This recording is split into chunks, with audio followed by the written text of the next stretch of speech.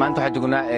dowladda magaalada Beledweyne ceel jaalle saan ognahay dadkan waxay ka soo barakaceen webiga Shabeelle fatahaadii uu sameeyay waxaana iska kaashaday biidaamin socod doonta muddo 60 cisho ah oo loo dhaaminayo 6,000 oo qoys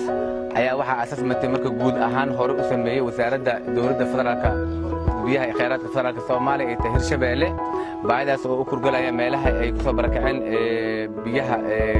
masiibada ay ku dhacday ummadda reer Hiiranaad ee afarta xaafadood ee degmada Beledweyne saas daraadeed hadda waxaan ku sugannahay ceel jaalle waad u jeedeen biyahan inay hadda ummadii ay ka faa'iideysanayaan biyahan waxay socon doonaan muddo 60 cisho waxaan cabasho naga soo gaaraysa dhammaan afarta xaafadood ee degmada Beledweyne ay la shuku yaalay oo ay masiibadii ku dhacday biyihii ay ka qaadeen webiga wax matoora ma haystaan ilaa hadartan waxaa asaasmatay guud ku haya wasaaradda kheyraadka biyaha federaalka Soomaaliya iyo wasaaradda Hirshabeelle iyadoo macnaha baahidaasina insha Allah ta'ala mar dhow lagu soo jawaabi doono aniga maxay Cabdi Xasan ahna dadweynaha ka soo barakacay Beledweyne xaafadda Koojir laanta hodan ee ku tiimbo halkaan u soo barakacnay